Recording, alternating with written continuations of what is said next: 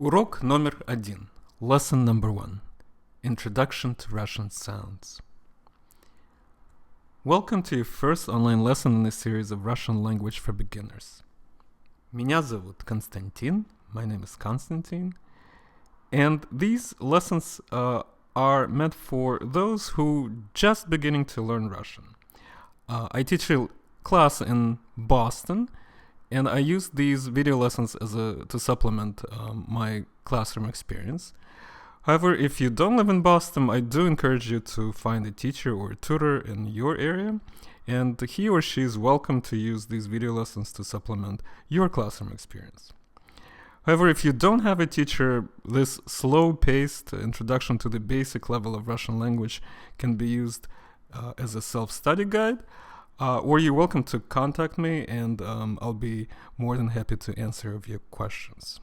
Either way, make sure that you practice your language skills regularly, and don't give up, because learning Russian is not easy, but it is possible. In this lesson, you will learn how to produce Russian sounds and represent these sounds on a computer screen or a piece of paper. If you're already familiar with Russian letters, I recommend that you review this lesson just in case you want to learn something new, or I promise you'll pick up some new vocabulary along the way. But anyhow, this will give you an idea how I teach this class online, and hopefully that will also help you understand my explanations. And in this particular case, I would like to make sure that you are able to not only listen to my pronunciation, but also be able to read pronunciation from the computer screen using these Latin letter combinations that I'll be talking shortly. Alright, so since you're already familiar with the Latin alphabet, we'll just dive in, and of course some sounds will be very straightforward. For example, M, P, N, F, D, V, L, K, Sh, Ch, S, Z, T, and even this sound, Y, are very similar to the kind of sounds you make in English language. So, sounds are similar enough in English and in Russian, but at the same time they're different. Just to give you an example, my name is Konstantin, and most people in America say Konstantin. In Russian, it's Konstantin. So let's hear what are the sounds in my name and how they're different from English sounds. K, pretty much the same sound. A, very similar. N, again, very similar. S, T, A, N, T, I, N. So all these sounds, maybe except the sound T. In English, you probably say something like T, T. Which is, as you'll see, is different because you place your tongue a little bit higher on the palate. But again, these sounds are so similar that it's probably not even worth talking about them. However, the question is, how are we going to represent these sounds on a piece of paper? And you'll probably came across sound charts, or maybe you went to a bookstore and you picked up a dictionary, or maybe in your textbook. You see that there are some symbols that represent sounds, and we are not going to use them, although they may be very useful, but they also can be very confusing. For example, if you look at this symbol, which is in front of you, it's really hard to know what it stands for. It stands for a sound sh. And it's a lot easier to use Latin letters to represent this sh sound, and we will use the combination of letters S and H. So S and H represents a sh sound. In English, of course, it's very familiar, because in words like shark or sharp, that combination of letters, sh, does represent a sh sound. So, for example, if you were to write a Russian word using English Latin letters, then of course this sh combination should be very, very familiar to you. Now, in English, of course, we know that English spelling is not easy and is very confusing to those who learn English. Why is it so? That's because sounds and letters don't always match. So, for example, if you take these words, revolution and mission, you should hear that sh sound in there as well. So, revolution, mission. The spelling Tion usually stands for shin, and sometimes Sion is also that shin sound. But in Russian, it doesn't really matter because there's a special letter that will represent that sound, sh, and we could write English words revolution and mission with the sh spelling, but of course it looks funny and that's not how we do it. But the idea is that it's just the sound and we're just seeking to represent it visually. Alright, so that should be easy enough. The next combination of letters is ch. What do you think it stands for? If you said ch, you are absolutely correct. And this is very familiar to you as well because you find it in words like a chart or a chair. And this is a common representation in English for that ch sound. So we will do the same. We will use letters ch to represent Russian ch sound. C. So this combination of letters T and S represents a C sound. C, and not many English words begin with that C sound. I can't even think of anything that begins with a C, but I can think of a word that ends with C sound. So when I say let's play, that TS spelling in fact stands for the C sound. Let's play. So C. So TS therefore we'll use as a representation of a C sound in Russian. The English sounds that you see on the screen right now correlate very nicely to the Russian sounds. Except for the sound T, all these sounds are almost exactly the same in Russian language. We will represent them using Latin letters. Repeat after me.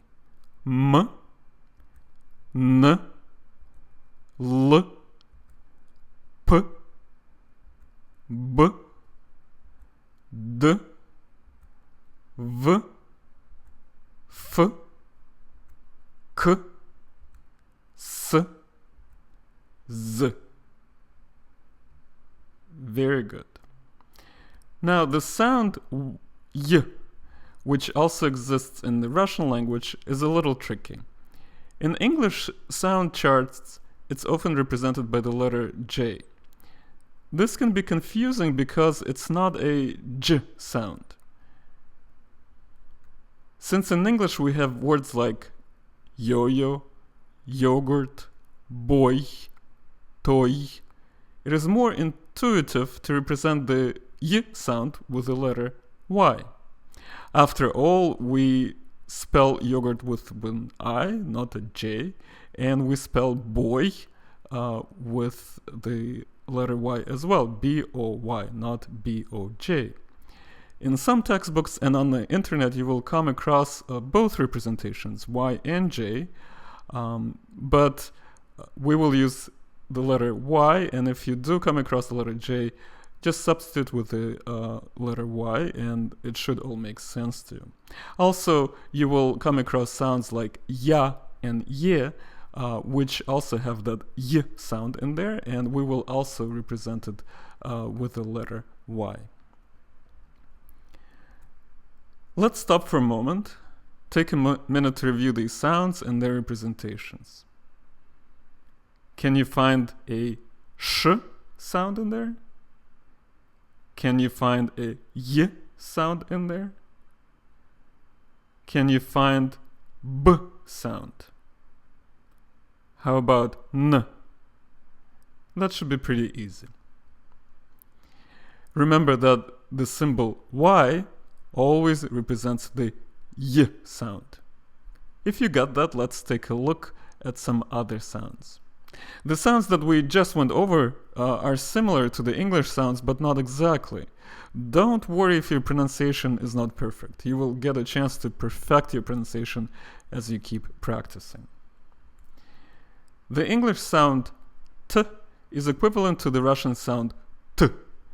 We will represent this using the Latin letter T. Repeat after me. Tuk-tuk. Tuk-tuk. Tuk-tuk means knock-knock in Russian. Kto. Kto. Kto means who or who is. Tam. Tam. Tam means there. I'm sorry. Tut means here. Tut. Tut. Now repeat this little scene after me. Tuk-tuk. Kto tam? Tut Tom. Pause your video and translate it. What do you think it means? Tuk-tuk, knock-knock. Kto tam? Who is there? Tut Tom. Here's Tom. Even though the Russian T is easy to recognize, it is different from the American or English T sound. The Russian T sounds harder and harsher because the tongue is closer to the teeth. When I say T in Russian, my tongue touches the front teeth like this. T. T. T. The English sound G, like in the words green or go, is equivalent to the Russian sound G. We will represent it like this, using the Latin letter G. In English, this letter, as you know, also represents a J sound, but the same sound J can also be represented by the letter J. The sound is found in words like George or June, and for Russian speaker, it's difficult to pronounce it like this, J. Instead, Russians perceive the sound as two sounds, the sound D and the sound J. And they pronounce it like this, J, J. Again, it is slightly different from the J sound in English. In Russian, the sound J is uncommon. It exists mainly in words of non-Russian origin. For example, in words like jinsy, jeans, or gem, like a strawberry gem, gem. The sound J can be represented by the combination of letters Z and H, like this. Think of it this way. Instead of writing television, you can write television. That J sound is in the word television, but we don't have a unique letter to represent it in the English spelling. You will see a lot of Russian words that begin with the letter J and end with the letter J, which is also uncommon in English. And you will see that in Russian language, there is a letter that represents this unique sound. The sound H does not really exist in Russian. Instead, Russian people say H. There are very few Russian words that are pronounced with the H sound. The most common example is the word Bog. Bog means God in Russian, but it is spelled B-O-G. in English, at least it's how it's transliterated, B-O-G, Bog. But Russian people pronounce it as Bog. By the way, notice that every time the pronunciation is different from transliteration, I use the color red.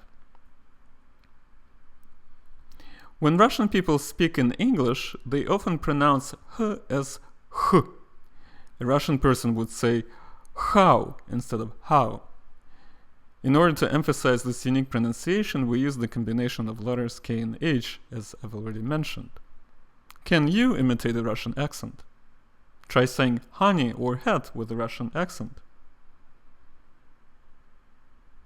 A Russian person would say honey for honey and het for hat.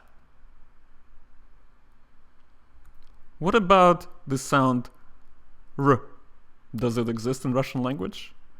How would a Russian native speaker say, how are you? Like this. How are you? How are you? The sound r is equivalent to the very distinct Russian r sound.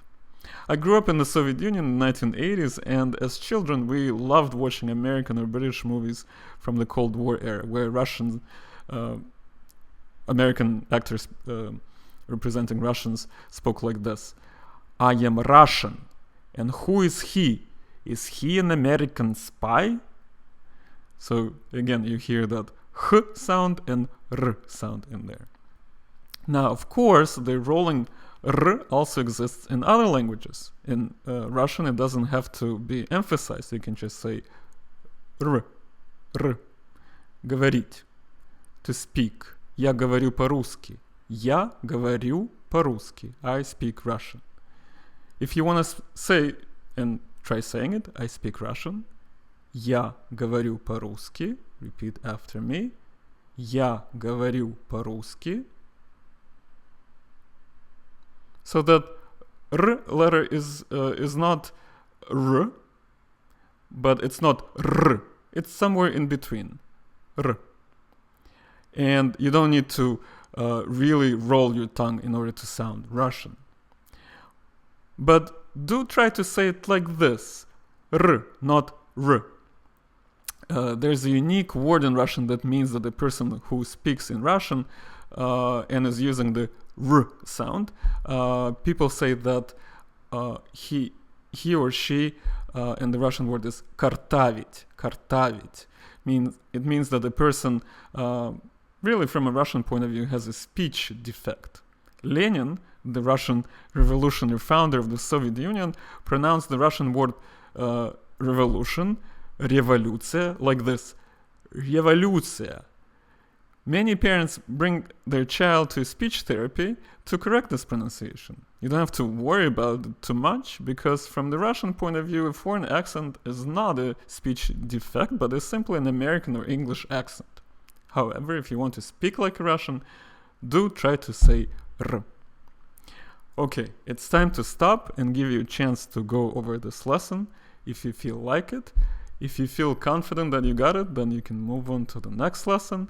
And I hope you enjoyed it, and I look forward to meeting you virtually next time, when we're going to go over these Russian sounds. O, A, Ya, Yo, Ye, Yu, E, I, U, Y. Sounds like fun, doesn't it? See you next time. Bye-bye.